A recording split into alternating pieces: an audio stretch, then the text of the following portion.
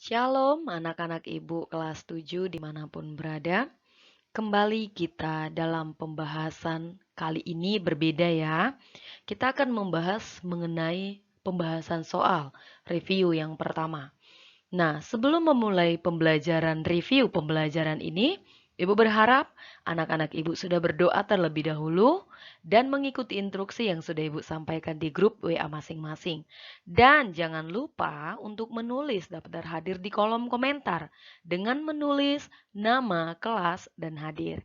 Dan jangan lupa anak-anak Ibu harus memperhatikan video ini sampai selesai sehingga anak-anak Ibu memahami mana jawaban yang lebih tepat dalam pembahasan soal yang sudah kita ujikan. Baiklah, kita akan masuk review pembelajaran pembahasan soal yang pertama. Kita masuk ke bab 1. Indahnya mengampuni dari Matius 6 ayat 14 sampai 15. Bagian A, pengertian mengampuni. Mengampuni dalam bahasa Yunani dapat diartikan merelakan. Ini sama dengan seseorang yang tidak menuntut orang. Jadi, mengampuni dapat diartikan kita tidak lagi kesal kepadanya dan tidak meminta ganti rugi atas kesalahannya. Nah, soal dari sini apa? Yaitu arti kata mengampuni dalam bahasa Yunani. Berbicara mengenai arti kata yang ditanya adalah kata. Nah, berarti di sini dalam bahasa Yunani yaitu apa mengampuni? Merelakan. Nah, kita temukan jawabannya. Nah, apa di sini jawabannya? Ada memaafkan, ada merelakan, ada eklesia, dan baptizo. Jawabannya yang tepat adalah B, yaitu merelakan.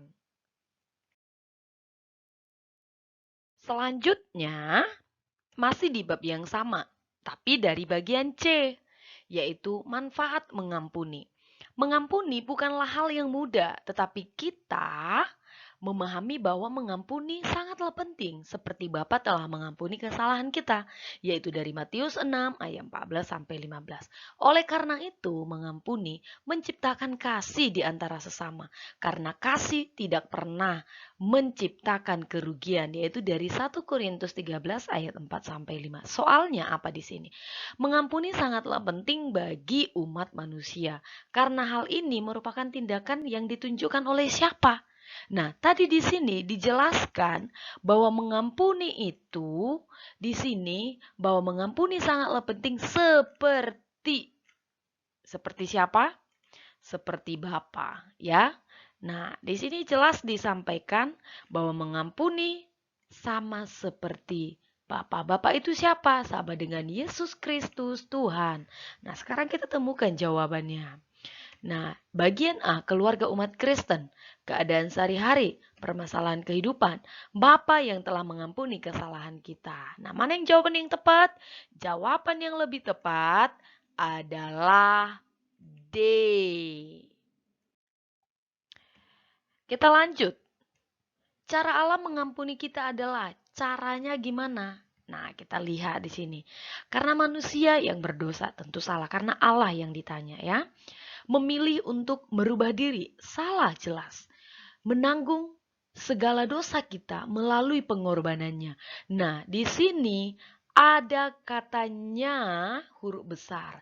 Nyah ini adalah sama seperti Bapa. Dan D bergantung pada Tuhan. Nah, di sini dikatakan cara Allah. Yang di sini bergantung itu siapa? Manusia. Nah, berarti jawaban yang benar di sini adalah C. Jadi silakan anak-anak ibu tandain ya. Nanti kelak pasti akan keluar di ujian semester. Sekarang kita masuk ke bab 2, yaitu karya pengampunan Allah dalam Yesus Kristus. Kita ambil dari bagian 3 ya. Nah, di bagian 3 apa? Karena Allah penyelamat. Dan di bagian 3 kita masuk ke bagian A-nya. Yesus 100% Tuhan. Nah, buktinya apa? Ada 2. Yang pertama, Yesus dikandung dari Roh Kudus. Yang kedua, Yesus bangkit dari antara orang mati dan naik ke sorga. Nah, ingat, yang kedua ini adalah bukti Yesus 100%. Nah, apa pertanyaannya? Di bawah ini yang termasuk bukti Yesus 100%.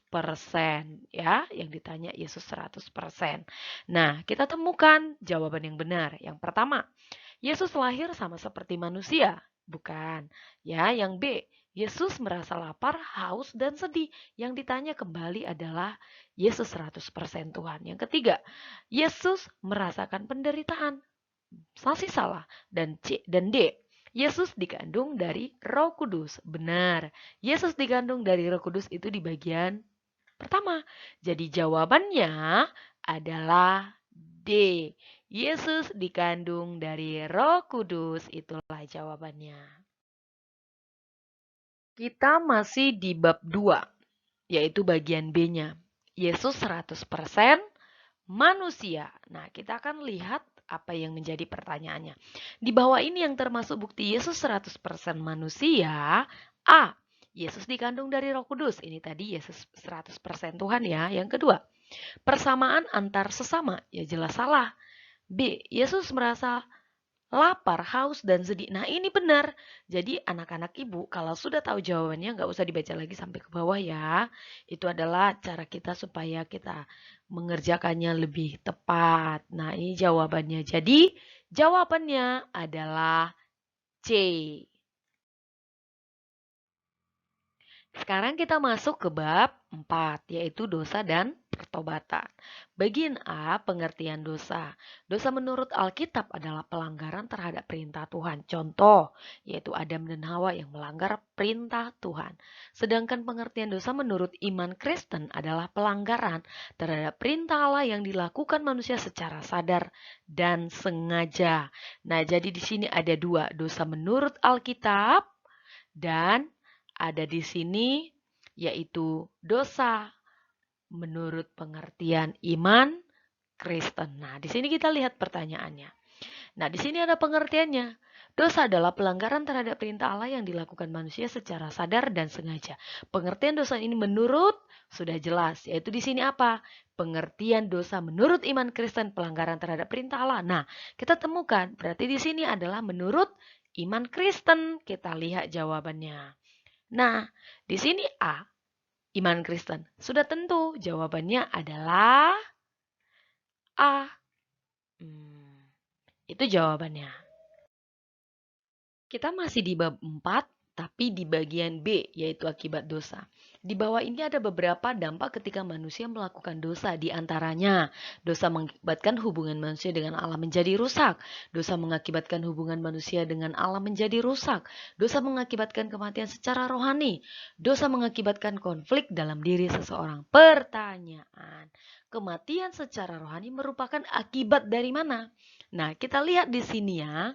Poin akibat dari dosa yang menjelaskan ini kematian secara rohani yaitu bagian 3. Nah, berarti di sini akibat jawabannya adalah dosa. Nah, di sini mana jawabannya? Adalah D jawabannya. Kita masuk ke bab yang masih sama tapi di bagian C, pertobatan.